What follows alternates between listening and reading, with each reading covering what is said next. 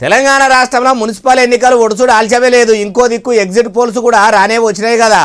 అగో మరి ఈ తేప మున్సిపల్ ఎన్నికల పబ్లిక్ అంతా ఎటుమొగ్గు చూపిర్రు. ఎగ్జిట్ పోల్స్ మొత్తము ఏం చెప్తున్నాయో బాలన్న అంటారా?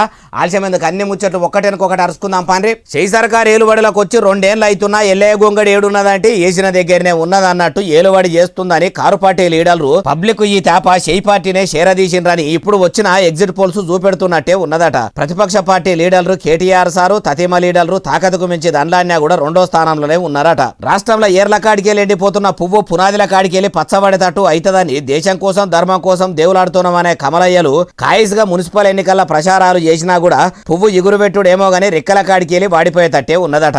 మొత్తం మీద తెలంగాణ మున్సిపాలిటీల ఎగ్జిట్ పోల్స్ చూస్తుంటే మొత్తం 68 నుంచి 76 దాకా చేయి పార్టీకే వచ్చేటట్టు ఉన్నాయట. అటు కారు పార్టీకి కూడా 29 నుంచి 30 మున్సిపాలిటీల దాకా గులాబీ జెండానే ఎగరేసేటట్టు ఉన్నదట. అటు పువ్వు పార్టీ కూడా 3 నుంచి 5 వరకు మున్సిపాలిటీల కాషాయం జెండా కనిపించేటట్టు ఉన్నదట. తతిమూల కింద 8 నుంచి 14 దాకా వచ్చేటట్టు ఉన్నాయని ఎగ్జిట్ పోల్స్ చెప్తున్నాయట. ఎగ్జిట్ పోల్స్ చెప్పినట్టు ఇట్లా ఫలితాలు వస్తే మట్టుకు రాష్ట్రంలో కారు పార్టీని పబ్లిక్ ఎవ్వరుగా అంతలేరు. చేయి సర్కారు ఏలుబడి చక్కగా చేయకున్నా కూడా పబ్లిక్ మార్పు అనుకుంటా కాంగ్రెస్ పార్టీనే అంటున్నారట. బీజేపీ బిస్తరు చదువుడు ఖాయమనే అంటురట. చూడాలి మరి ఫలితాలు ఎట్లుంటాయో ఏం కథనం అంటుర్రు ఏ ముచ్చటిన్నోళ్ళు.